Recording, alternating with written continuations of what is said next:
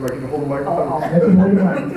I'll start reaching for you. No. Oh, I know he starts doing the it's over. So anyway, thank you, Mr. Mayor. Thank you for hosting this, and to all the people that are watching this, you're really missing a great buffet in the back. There's chicken, there's fruit, there is vegetables. You know, in the future, you should come to the mayor's meeting. That's the message. The question is, are there any plans to develop the Fort Monroe beachfront? And the answer to that is no. One of the things that Fort Monroe did, as soon as I arrived at Fort Monroe 7 years ago now, we started working on a master plan for Fort Monroe. One of the things, and when I first got to Fort Monroe, they said, oh, do you think you can get this master plan done in 30 to 60 days? And I said, no, it'll be somewhere around 18 months to 2 years. And it was because we had a lot of people to talk to before we did a master plan for Fort Monroe. We had a lot to learn about the property that we were getting from the Army. One of the things that came out of that was that we definitely had to do, we have to do redevelopment at Fort Monroe. We have 2 million square feet of buildings at Fort Monroe. The vast majority are historic, and the vast majority do not have elevators. They are not handicap accessible. They don't have a lot of women's restrooms in them, sorry ladies, and they have very little parking. And they cost you as taxpayers of Virginia millions of dollars a year for us to take care of them. So they have to be redeveloped. They're not going to be torn down, they're going to be redeveloped. And so that's part of the beautiful things that the mayor was talking about a while ago, about things we can do with historic buildings. You're going to see a lot of activity at Fort Monroe in the next few years on that. But the process in the master plan also said, we got a lot of green space. Look at this. And so we ended up we decided we want to do something that nobody's ever done before. We want to set aside all of the waterfront property for the public. Now, the one caveat there is the Paradise Ocean Club is on the waterfront, but anybody can go there. They just charge for admission. But we have 7 miles of waterfront that you can walk at Fort Monroe, and you only cross a road in one place, and that's at the very entrance. And so between the Fort Monroe Authority master plan to keep all of the green area around the waterfront open, all the beaches are open. We actually have an arrangement with the City of Hampton. The City of Hampton, we've leased the beaches to the City of Hampton for free. And in return, the City of Hampton markets the beaches as an opportunity for people to come and enjoy the beaches.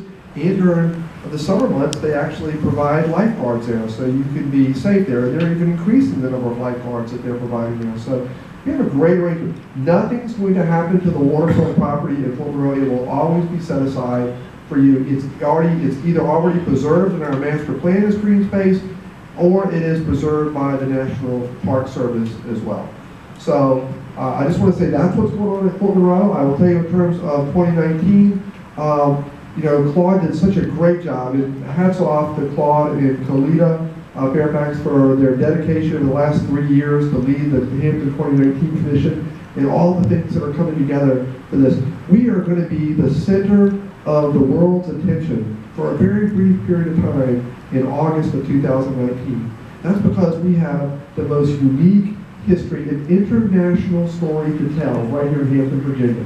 You know, if we're going to commemorate what happened in 1607 at Jamestown, shame on us if we don't commemorate what happened here in 1619.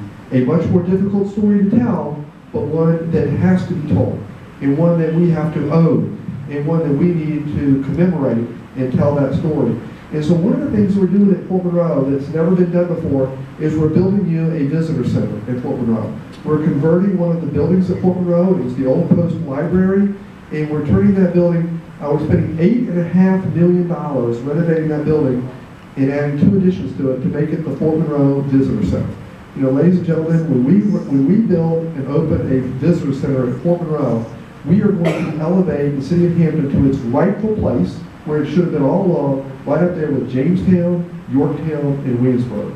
Only the story here at Fort Monroe and in Hampton is more relevant, Mayor. That's what's so exciting. We're telling a story that is relevant to the people today as we try to figure out how in the world do we talk about race?